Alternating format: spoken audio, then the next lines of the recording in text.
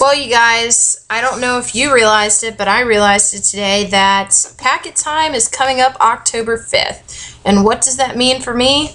I'm having to reach into my poetry purse one more time so that I can send in the poems for this particular packet coming up, which hopefully Carol Frost will butcher, and then they will be worth reading. So, at any rate, I wanted to read the poems that I'm going to be providing for this packet. And two of them are used for my remix project, my senior project, which involves the lifetime of a poem. And so this first one is actually from that. It was titled Knowing You, and now it's titled Radiant. You've lit my path, a fire crackling away the dead leaves. Knowing you is like having grace at my side. I'll say it was the leaves, combing the wild strands, untamable brown, denying conformity to the clip, the way they twirled around your body, like dancing magnets, how they swept your feet. They thought enough to touch you as you go. When they ask me, what made me love you? I'll say it was the leaves. That first day, I am intrigued by your walk, the way you sound out your words. I wonder how many times you have floated with the current. Do you dare to swim against the waves? Attention, or attention, exclamation point. Motionless, she stands in the middle of a dancing room, and I am caught within the peach-pink ruffles, building her from the toe up. In that moment, could I have hoped to be anything to her, I should have chosen the place of the seamstress. For those hands have roamed the supple turf, curves carved by God's illustrious cursive letters. Love affair. I would have kissed her Frenchy style amour, yes sir. She's sweet on her lips and my cheek. I just could have died if she muttered out her leftover words low to my lips. How could you stand it, man?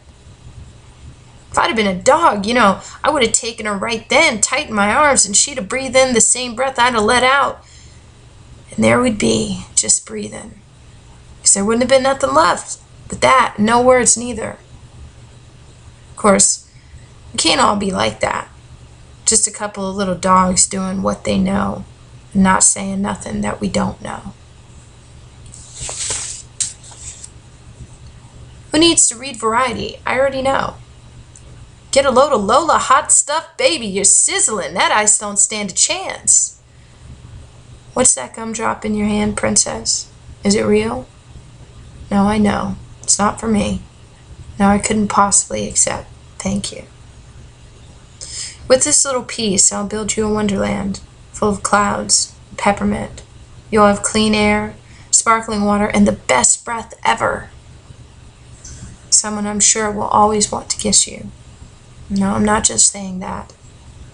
Look how shy you are. Your name isn't Jane. You take my compliment. Underneath all that frothy doubt, there's a woman, a lady, who might fear loneliness before death. You've got your gloves on, I know. You have to go. I've only a modest living. I'm not really a painter. And my work is much too dull to waste time, the time that I have with you. I feel the world is glittering right now, and then, I don't know more. Stay. I've made a bed for you in the other room. How do you like your coffee? I already know. It's already made, here. The truth of now is that I've fallen for you. And now I know how you must feel, betrayed. But I do want to know you for every reason I've already given. This is just a bump in the road. Still walk with me. No, don't say anything. If I stay in this moment, there's still life in my body and everything that I know right now. There's still life in my love and all these layers that have been wrapping around my wounds. If you say anything, I will surely bleed an awful death. Stay. And if your mouth does open, let it be to drink all that I have made for you.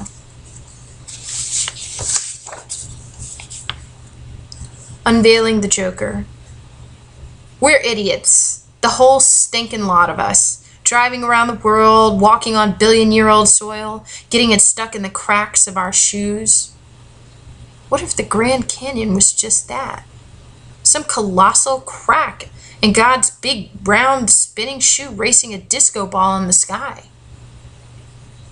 I shouldn't say we, because I'm talking about me. How I am now. I'm an idiot with love. It's something to do with you. I guess I have something good to tell you, but I gotta write it down. It would be lovely, you know. I'd say it to you right when you looked at me. The portrait. Yes, the portrait. I'm smiling. But you look so lost. You look so horrified. I remember telling you with no tongue. Where the hell is it? Did I lose my tongue? I probably did. I got nothing.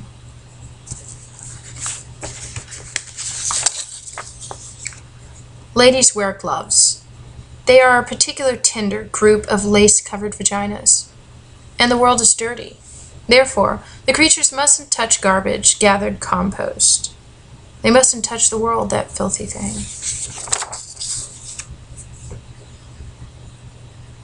Plight of the invisible pilot. 1. Drifting, slower now, through this cloud, over that land with the gust. 2. This cloud is massive, and it seems that it will never end. If this cloud were a dream, I would be asleep. 3.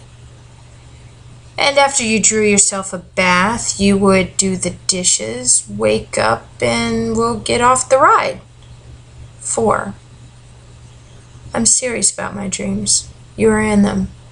And for a time I thought that I could be in yours, surfing through some massive cloud. You would wake up wanting me, craving my attention, blushing over my glances. 5. We're not that age anymore where these dreams function as realities. We are the age of reality. I am really just your friend. I am really just a girl. I am really just dreaming. I am really on autopilot in real life. This last poem I broke into 5 parts, and I'm really excited for Carol's feedback on it because I like the ideas of it. There's an actual resolution with the poem.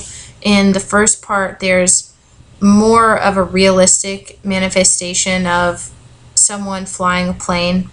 And then in the second part, there's a description of the cloud, which serves as well as a dream.